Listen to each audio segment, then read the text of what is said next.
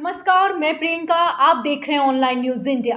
Bharatiya Janata party के राज्यपाल ने खोले मोदी सरकार के राज। अंबानी, अडानी और आरएसएस को लेकर किए चौंकाने वाले खुलासे। क्या अपनी ही पार्टी के खिलाफ हुई गुप्त डील का पर्दाफाश करने पर फंसाए जा रहे हैं मेघालय के राज्यपाल सत्यपाल मलिक? क्या मोदी सरकार ने किया है किसानों के साथ धोखा? इन सभी सवालों के जवाब के लिए खबर के अंत तक बने रहें। पूरी रिपोर्ट में सारी जानकारी आपको दी जाएगी। बता दें, खबर की शुरुआत हिंदुस्तान की खबर से करते हैं। इसमें लिखा है कि मेघालय के राज्यपाल सत्यपाल मलिक ने पीएम मोदी पर बोला हमला। बोले, गेहूं क्या पीएम मोदी का है जो निर्यात करने की बात करते हैं? बीजेपी सरकार में रहकर बता दें कि बीजेपी सरकार में रहकर सत्यपाल मलिक कई बार अपनी सरकार के खिलाफ, बीजेपी के खिलाफ, केंद्र सरकार यानी कि मोदी सरकार के खिलाफ मुखर हो चुके हैं, मोर्चा खोल चुके हैं, कई सवाल खड़े कर चुके हैं। इसी बीच उन्होंने एक ऐसा सनसनीखेज खुलासा किया है जिसे सुनकर आपके पैरों तले जमीन खिसक जाएगी, आपके होश फाख्ता हो जाएंगे। खबर ध्यान से सुनिएगा। बता दें कि सबसे पहले शुरुआत करती हूँ एक हफ्ते पहले जो खबर आई थी वो उससे। अमर उजाला की खबर है कि मेघालय राज्यपाल सत्यपाल मलिक के खिलाफ सीबीआई करेगी जांच। केंद्र सरकार ने दी अनुमति। केंद्र में किसकी सरकार है? बीजेपी के। किसके राज्यपाल हैं? बीजेपी के। सत्यपाल मलिक पर क्यों जांच हो रही है? इसको लेकर बवाल खड़ा हो गया है और अब सत्यपाल मलिक ने इसको लेकर जबरदस्त मोर्चाबंदी की है। इस पर सत्यपाल मलिक और भी ज्यादा हमलावर हो चुके हैं और अपने हालिया बयान में उन्होंने मोदी सरकार की पोल पट्टी खोलने का काम किया है। बता दें कि बुधवार को हनुमानगढ़ गए थे सत्यपाल मलिक। वहां पर उन्होंने कई चौंकाने वाले खुलासे किए हैं। अब खुलासों पर आते हैं। खुलासों की बात करें तो कश्मीर के राज्यपाल उन्होंने कहा है कि कश्मीर के राज्यपाल रहते हुए करोड़ों की रिश्वत के ऑफर पर सीबीआई पूछेगी तो मैं उनके नाम बता दूंगा। किसके नाम बता दूंगा, इस पर अभी उन्होंने फिलहाल खुलासा नहीं किया है। लेकिन ये जवाब देने पर सत्यपाल मलिक के ये जवाब देने पर कई लोगों की नींद उड़ गई है। कई लोग बेचैन हो गए हैं और बेचैन होना भी लाजमी है। बेचैन क्यों हो गए हैं? क्योंकि जब सीबीआई की जांच होगी तो वो उन्होंने कह दिया है वो कई लोगों के नाम खोलने वाले हैं। इस बेचैनी का राज क्या है, ये भी हिंदुस्तान की खबर में लिखा है। खबर के मुताबिक जम्मू कश्मीर के पूर्व राज्यपाल व मेघालय के मौजूदा राज्यपाल सत्यपाल मलिक ने दावा किया था कि जब वे जम्मू कश्मीर के राज्यपाल थे तब उन्हें 300 करोड़ का अमाउंट यानी कि इतनी बड़ी रिश्वत देने की पेशकश की गई थी। ये पेशकश किसने की थी? अंबानी और आरएसएस से संबद्ध एक व्यक्ति की 2 फाइलों को बंद करने के लिए, 2 फाइलों की मंजूरी देने के एवज में ये जो रिश्वत है ये पेश की गई थी। लेकिन उन्होंने ये डील नहीं की और इस डील के बारे में प्रधानमंत्री नरेंद्र मोदी को भी बताया। तब तो प्रधानमंत्री नरेंद्र मोदी ने उनका सपोर्ट किया जब वो जम्मू कश्मीर के राज्यपाल थे। लेकिन अब उनके खिलाफ सीबीआई जांच की जा रही है, केंद्र सरकार की अनुमति से की जा रही है। तो राज्यपाल सत्यपाल मलिक ने कह दिया है कि नाम तो कई सामने आएंगे और उसमें अंबानी, अडानी और आरएसएस का वो नाम ले चुके हैं और कह चुके हैं इससे जुड़े एक व्यक्ति की फाइल को मंजूरी देने के एवज में रिश्वत ऑफर की गई थी। कितनी? 300 करोड़ की, जो कि उन्होंने ठुकरा दी। अब वो नाम लेने वाले हैं। इसके चलते कई लोगों की नींद उड़ चुकी है। बता दें कि इतना ही नहीं, इसके साथ ही सत्यपाल मलिक ने कई ऐसे दावे किए हैं, कई ऐसे खुलासे किए हैं जिससे मोदी सरकार काफ़ी ज़्यादा असहज हो चुकी है।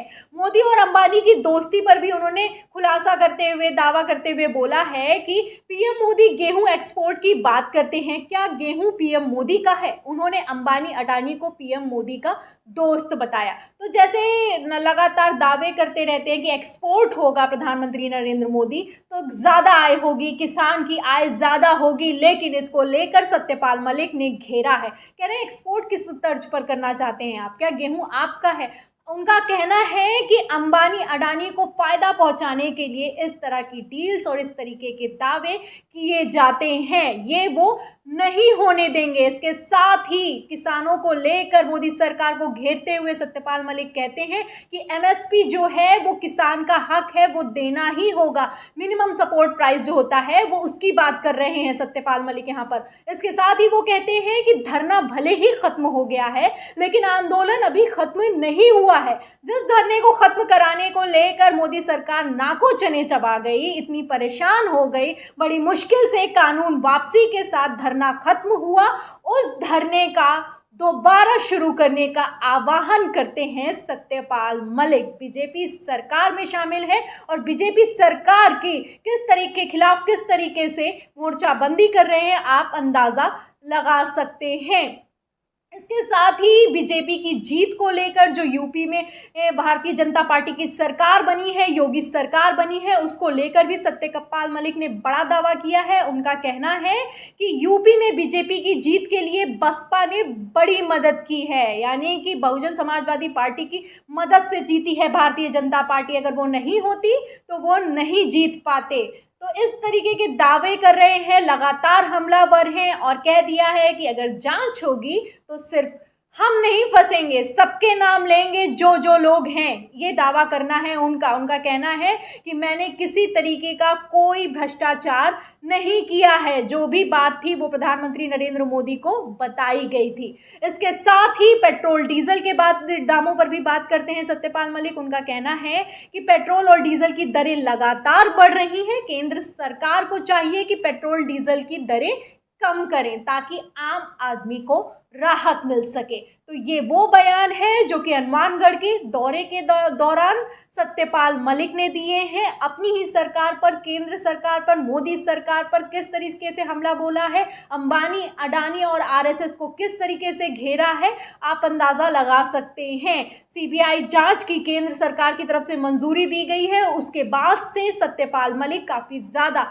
हमलावर हो चुके हैं और खुले आम चुनौती देने का काम कर रहे हैं। बता दें कि जो सत्यपाल मलिक के जवाब हैं उससे कई सवाल खड़े हो गए हैं। सबसे पहला सवाल खड़ा होता है कि क्या मोदी सरकार अंबानी और अडानी को फायदा पहुंचाने के लिए किसानों के साथ धोखा कर रही है। दूसरा सवाल खड़ा होता है कि जब इतनी बड़ी रकम 300 करोड़ रुपए की रकम आरएसएस और अंबानी से जुड़े एक व्यक्ति की फाइल को मंजूरी के तौर पर ऑफर की जाती है तो और इसका पता प्रधानमंत्री नरेंद्र मोदी को भी होता है, तो किसी तरीके का कोई एक्शन क्यों नहीं लिया जाता है? क्योंकि ऐसी कोई खबर मेन स्ट्रीम मीडिया में नहीं आई है कि 300 करोड़ की रिश्वत ऑफर हुई और सत्यपाल मलिक के कहने पर मोदी सरकार की तरफ से एक्शन लिया गया।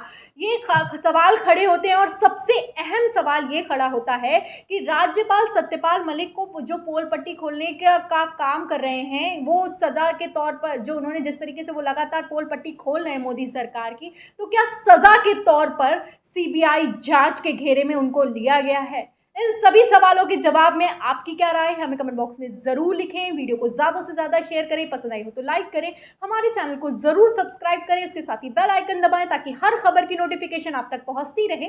फिर मिलते हैं अगली खबर के साथ, तब तक के लिए धन्यवाद। इस खबर को अभी लाइक करें, शेयर करें, अभी चैनल को सब्सक्राइब करें और घंटी जरूर दबाएं।